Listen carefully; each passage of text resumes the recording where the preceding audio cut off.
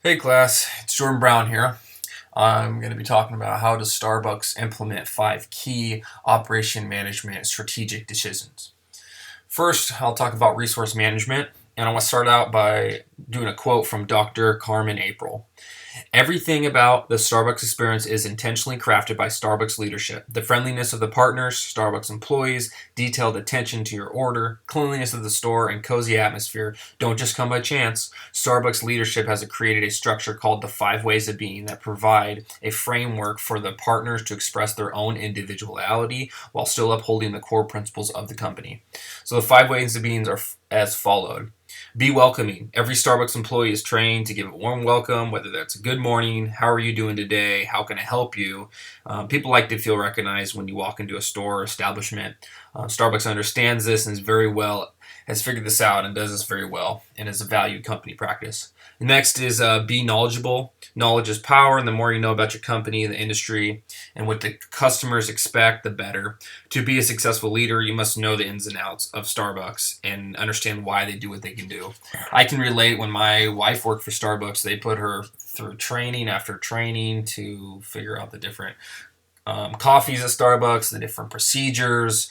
They even gave her a pound of coffee a week so she could try out all the new roasts and be up to date on it. So that's pretty cool. Next is be considerate. Being considerate would be a no-brainer, should be at least, but sadly that's not the case in our world. But Starbucks deals with being considerate even on a corporate level and expects all of their employees to be considerate as well. The leadership wants directors, managers, and partners to know that they're concerned about their well-being, and so Starbucks um, speaks and interacts with people in a professional manner is important in leadership. Starbucks understands this and holds their employees to a high standard. Next is be genuine. Starbucks identifies 3 components to being genuine, and they call their partners to connect, discover, and respond. So most people have a good idea of what being genuine is.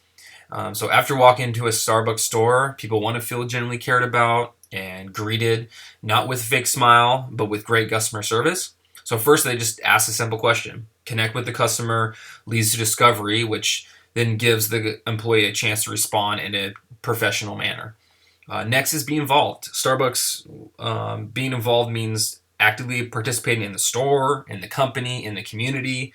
Partners are encouraged to be active in the store, addressing the needs of the customer on a daily basis, making the experience special for each individual who walks through that door. Leadership at Starbucks values their partners' concerns, ideas, and suggestions. So leaders must be able to communicate, execute visions and goals easily with their team. Consistently involved from all levels of leadership is important to make the partners and customers feel valued. Everyone wants to feel valued. So community involvement is a way Starbucks provides opportunities for their partners to give to others, and it makes a difference in the individual communities that they're involved in. So no matter what industry or business you're in, corporate structure or entrepreneur, being involved in what matters to the community is a perfect way to stay connected to them. Next, I'll look at operation scheduling. So over the last few years, Starbucks has made significant scheduling improvements. They have established principles. Here's just a few of them. So all partners are asked to provide availability and preferred schedule when they're hired. All partners provide a good faith estimate of the hours they will receive. They post the schedule at least 14 days in advance, so the current week and the next 2 weeks. And then Starbucks does not or never has had a on-call scheduling, so they just have enough people they need there.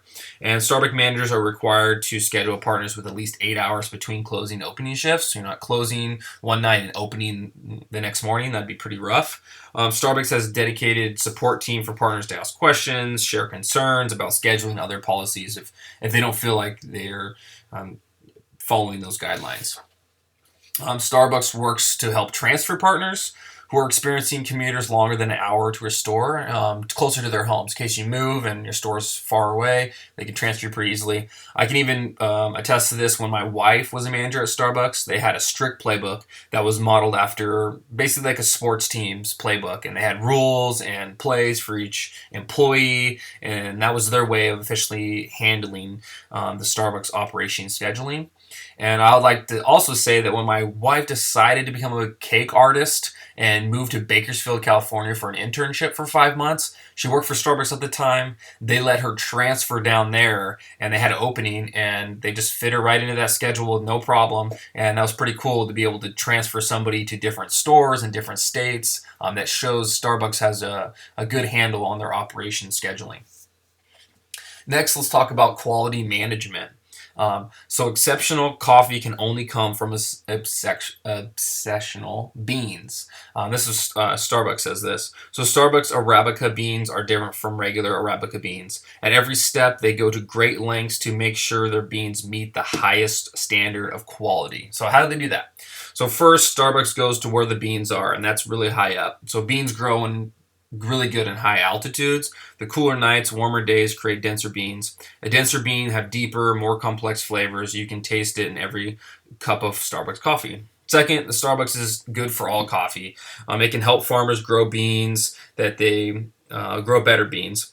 And farmers, any farmer anywhere to the end, they have a farmer support center on 4 continents with their agronomists test soil, examine samples, provide advice free to any farmer who needs it. So that's pretty cool. That goes to show the importance of the quality of coffee for Starbucks and the need for everyone to have an equal opportunity to improve their operations. Third, Starbucks nurtures deep-rooted relationships. The future of coffee is intertwined with the future of coffee farmers. Starbucks nurtures those relationships the same way they nurture their beans. They make sure their farmers are getting a fair price. It's benefiting everybody in the community. The livelihood of the farmers is good, and just makes a better cup of coffee for everybody. There isn't many corporations that I can truly say that they care about where their products are produced. Well, Starbucks does care, and it really does show. The fourth, Starbucks is very picky at harvest. They only pick the best coffee cherries. So when they're at their peak, red, ripe, perfect, all that kind of good stuff. Then they sort them based on size, color, density. Starbucks has a zero tolerance policy for defects. So some people call that obsessive, but Starbucks calls it great coffee, and it's why they have the consistent quality that basically makes their product the way it is. Fifth, Starbucks tastes again and again and again. So they're always sampling their coffee to make sure it's the quality they expect. So Starbucks, they actually taste more than 1,000 cups of coffee a day to verify the superior taste that we all come to expect from Starbucks.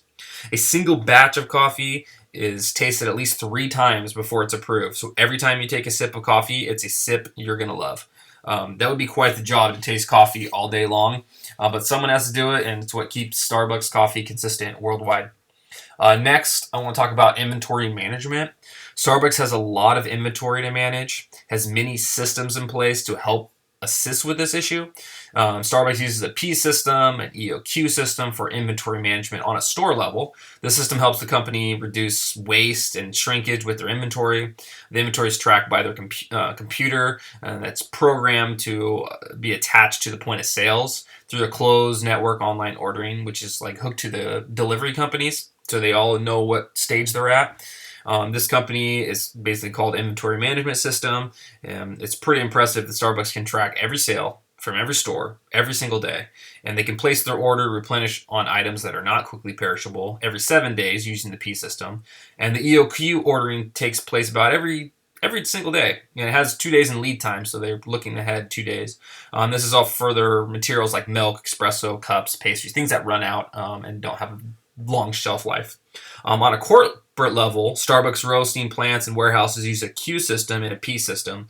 So they use the Q system for roasting their coffee, so they have a set amount of beans on hand, which take about 3 hours to roast an entire batch of Starbucks coffee. This way they can easily keep up with the demand. The plants use a P system for all their other products. For example, Pepsi actually bottles all of the coffees that are bottled, or drinks, and those are shipped on a monthly basis to the plants. The next one is supply chain design. I'm going to talk about that for a minute. So with 15,000 stores globally spanning to 50 countries, Starbucks has a massive potential for procurement waste and inefficiencies as it builds a sustainable supply chain. So Starbucks implements a number of systems to help their supply chain flow smoothly. And we'll talk about a couple of those, like a centralized system. Starbucks uses one centralized system to manage supply chain and logistics networks across 6 continents. By doing so, Starbucks is able to operate and manage multiple global distribution centers centrally with complete control. So, 5 are located in the United States, 2 are in Europe, and 2 are in Asia. Next is the leveraging digital technologies.